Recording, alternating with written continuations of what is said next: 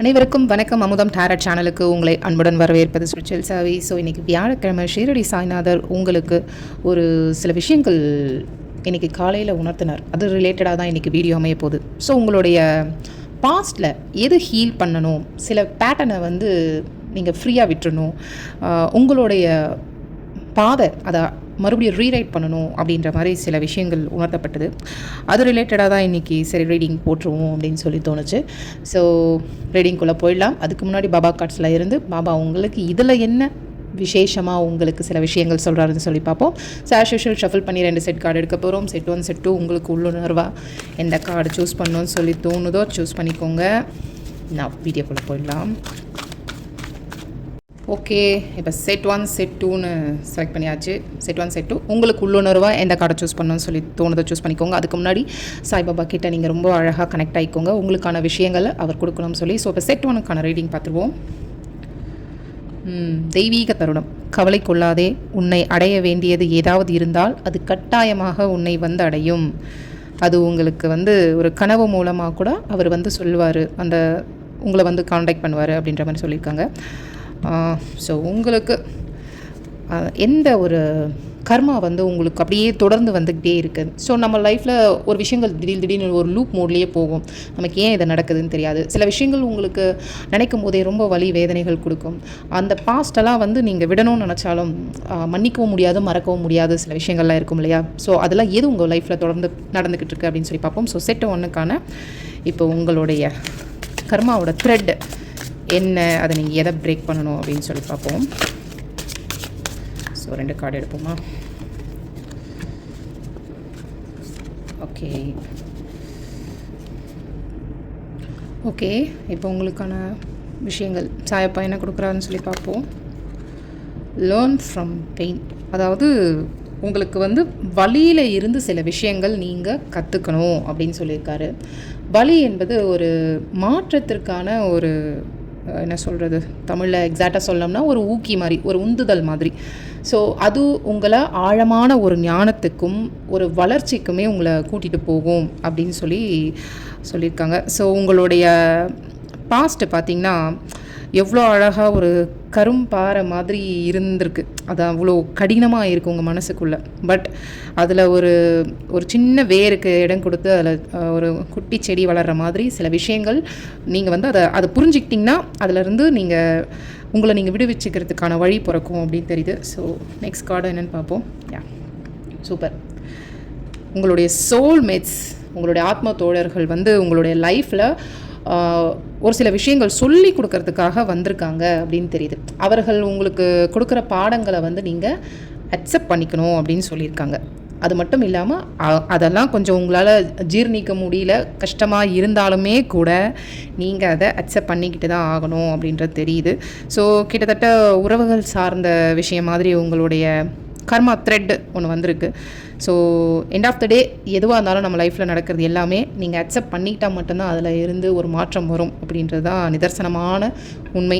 So set 1 choose பண்ணவங்களுக்கான பாபா கொடுத்த ரொம்ப அழகான மெசேஜ் இது தான். பொருந்தனா எடுத்துக்கோங்க, பொருந்தனா தவிர்த்துருங்க. God bless you.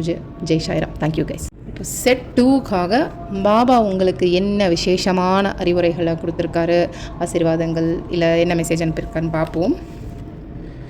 ஆன்மீக பயணம். உனது பயணத்தின் வழி உனக்கு தெரிவிக்கப்படும், ஆனால் அப்பயணத்தை நீ தன்னந்தனியாக மேற்கொள்ள வேண்டும்.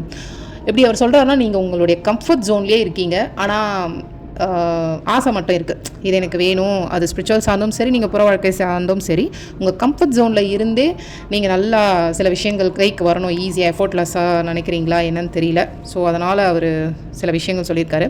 அதே மாதிரி கொஞ்சம் உள்ளுக்குள்ளே உங்கள் மேலே செல்ஃப் கான்ஃபிடென்ட் கம்மியாக இருக்குதுன்னு தெரியுது. அதனால தான் அவர் சொல்கிறது நீ ஒரு ஆன்மீக பயணத்தை மேற்கொள்ளும்போது தன்னந்தனியாக வரணும் அப்படின்னு. தன்னந்தனியான்றது எங்கேயோ போகிறது கிடையாது, உங்களுக்குள்ளே நீங்கள் எடுக்க போகிற பயணம் தான் அது.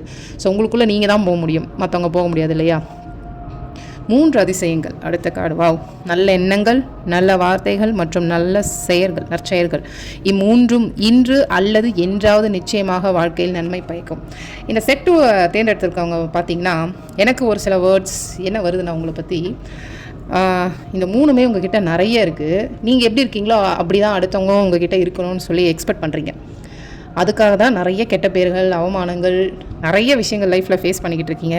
ஒருவேளை நீங்கள் இப்படி நேர்மையாக இருக்கிறதால இவ்வளோ விஷயங்கள் உங்களை சுற்றி நடக்குது, இவ்வளோ பாதிக்கப்படுறேன் அப்படின்றது இன்றைக்கி வேணால் உங்களுக்கு கசப்பாக இருக்கலாம். ஆனால் நாளைக்கு உங்களை மாதிரி யாரும் நிம்மதியாக சந்தோஷமாக இருக்க போகிறது இல்லை அப்படின்றது, அந்த பயணத்துக்காக தான் நீங்கள் இன்றைக்கி இவ்வளோ கசப்பான விஷயங்களை ஃபேஸ் பண்ணிக்கிட்டு இருக்கீங்க அப்படின்றத புரிஞ்சுக்கோங்க.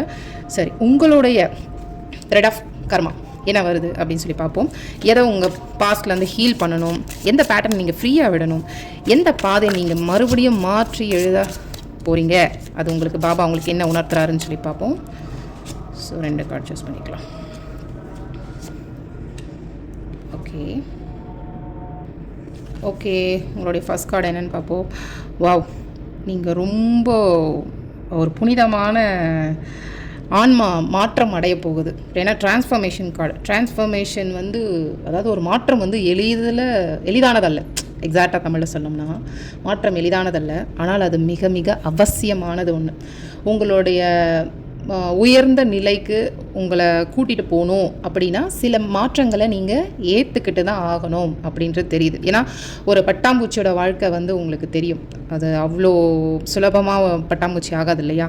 அப்போ நீங்கள் கிட்டத்தட்ட இதோட நிலைமையை தான் நீங்கள் ஃபேஸ் பண்ணிக்கிட்டு இருக்கீங்க அப்படின்னு தெரியுது. ஸோ அப்போ வந்து மாற்றம் வந்து உங்களுக்குள்ளே ஏற்பட்டாலே உங்களை சுற்றி எல்லாம் மாறும் அப்படின்றதோட விஷயந்தான்.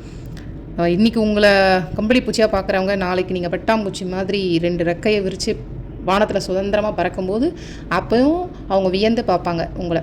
நீங்கள் எப்போவுமே ஹாப்பியாக இருப்பீங்க. ஸோ அந்த டிரான்ஸ்ஃபர்மேஷன் தான் உங்களுக்குள்ளே நடக்க போகுதுன்னு தெரியுது. ஸோ இன்னொரு கார்டு மூலிமா பாபா உங்களுக்கு என்ன மெசேஜ் கொடுக்குறேன் பார்ப்போம். வாவ், இருள் அண்டு ஒளி மற்றும் இருள் ரெண்டுத்தையுமே நீங்கள் அக்செப்ட் பண்ணணும். ஒளிக்கு ஒரு தன்மை உண்டு, இருளுக்கு ஒரு தன்மை உண்டு இருக்குது இல்லையா.